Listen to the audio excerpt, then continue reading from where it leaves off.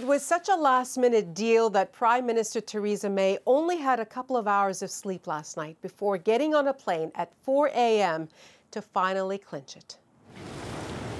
The end of a long, torturous week caps off a long, torturous year for the Prime Minister.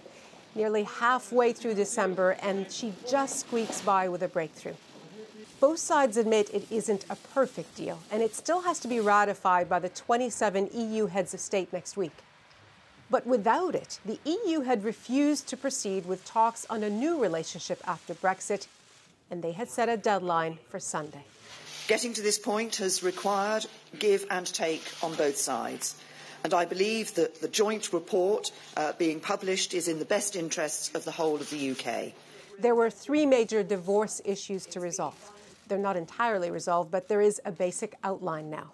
First off, the divorce bill. The UK says it will be the equivalent of up to $67 billion payable to the EU over several years, agreeing to protect the rights of each other's citizens who remain in the UK and the EU, and no hard border between the UK's Northern Ireland and the Irish Republic, which remains in the EU.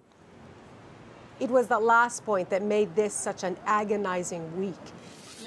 May had gone to Brussels on Monday with what she thought was a deal, but it was the Northern Ireland Democratic Unionist Party who scuttled it over the border issue. You'll remember this is the party that is key to May's survival after she gambled with an election this past June and lost a comfortable Tory majority. And it could again hold up a Brexit deal if it doesn't like what it sees in the future. So, Nala, was this a win or a loss for the PM? Now, of course, there are major differences of opinion, even in May's own party, on today's deal and whether it gives away too much. But overall, this was a rare 11th hour win for the Prime Minister. Even Michael Gove, who's one of the key architects of the Brexit campaign, called it a significant political achievement for her.